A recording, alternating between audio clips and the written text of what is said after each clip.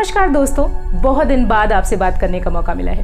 हम लोग ऐसा समझते हैं कि तनाव और जीवन एक दूसरे के पूरक हैं, यानी बगैर स्ट्रेस के हम अपनी लाइफ को इमेजिन ही नहीं कर सकते।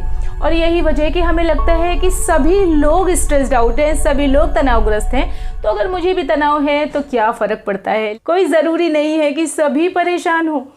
और ऐसे में अपनी तुलना दूसरों से ना करके अगर हम सिर्फ अपने ऊपर फोकस करेंगे ना, तो शायद हम अपने तनाव के कारणों को समझ पाएंगे और तनाव की वजह से हमारे जीवन में हमारी बॉडी और हमारे मन में जो परिवर्तन हो रहे हैं उनको भी हम समझ पाएंगे। तो लाइफ में क्या क्या चीज़ें हैं जिनकी वजह से हम परेशान होते हैं, या लाइफ में क्या क्या चीज़ें हैं जिनके बारे में सोचते सोचते हम पूरा जीवन गुजार देते हैं। हमारी जॉब, हमारा स्वास्थ्य, समय की कमी, एनवायरनमेंट, सोसाइटी, करप्शन, बेसिकली हमारी लाइफ इन्हीं के आसपास घूमती है। सारी चीज़ों को देखें तो आपको पता चलता है कि परिवार में प्रॉब्लम होगी, तनाव से ग्रस्त होंगे। पैसे की परेशानी होगी तो भी हमें तनाव होगा। सोसाइटी में हम चीज़ों को ठीक से नहीं निर्वहन कर पा रहे अपने दायित्व का, तो भी हम तनावग्रस्त होते हैं।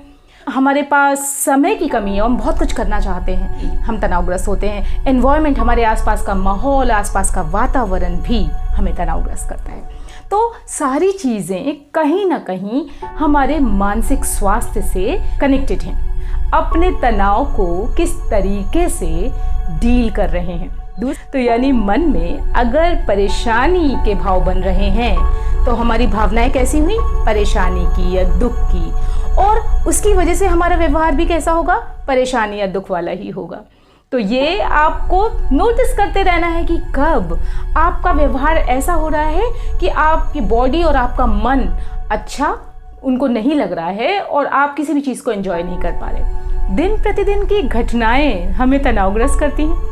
अगर बाथरूम की लाइट किसी ने जली छोड़ दी है या फिर कुछ काम जो कि हमें पसंद नहीं है वो कर दिया है, तो भी हम तनावग्रस्त होते हैं, हम गुस्से में आ जाते हैं। तो ऐसी स्थितियों में किस तरह से आप प्रतिक्रिया कर रहे हैं उसको बदलना है। किसी ने आपके हिसाब से काम नहीं किया तो उसके लिए परेशान होने की बजाय थोड़ा सा नज़रअंदाज भी कर सकते हैं, और या फिर हम खुद से ही वो काम, सपोज बाथरूम की लाइट जली हुई है तो हम उसे बंद कर सकते हैं। क्योंकि यहाँ क्वेश्चन ये उठता है कि हम दूसरों पे गुस्सा हो रहे हैं लेकिन उससे हमारा खुद का स्वास्थ्य प्रभावित हो रहा है। जो हमारे स्वास्थ्य के लिए अच्छा है वही करना है।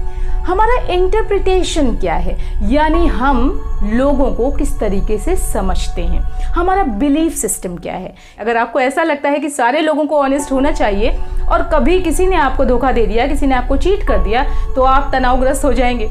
तो ऐसे में अपने बिलीफ सिस्टम को बदलने की ज़रूरत है आपको। 100% लोग ऑनेस्ट नहीं हो सकते, 100% लोग या 100% स्थितियाँ परिस्थितियाँ आपके हिसाब से नहीं हो सकती, लाइफ आपके हिसाब से नहीं चल सकती। ये जिस दिन आप अपने आप को समझा ले गए, समझ लीजिए कि स्ट्रेस को मैनेज करना आपको आ गया।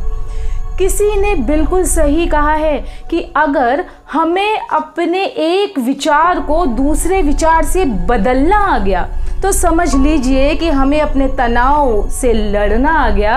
अपने मन को, ये एक जिद्दी बच्चा है, अपने जिद्दी बच्चे को कुछ ऐसा काम दे दीजिए जिससे कि वो आपको बार बार नकारात्मक चीज़ों की तरफ ना ढकेल पाए। हो सकता है जिस समस्या से आप इस समय जूझ रहे हो वो समस्या कुछ समय बाद इतनी मायने रखे ही ना।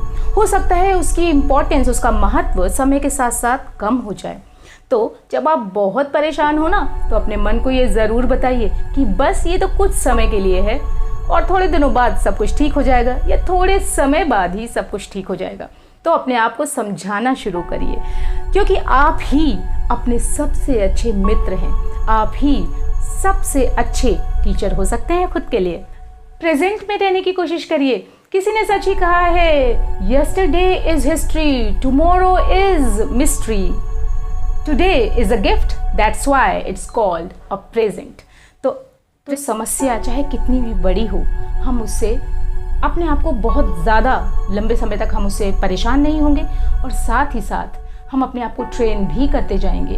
अपना ध्यान रखिए, मेरे चैनल को सब्सक्राइब करिए और खुश रहिए, क्योंकि लाइफ ज़बरदस्त है। नमस्कार।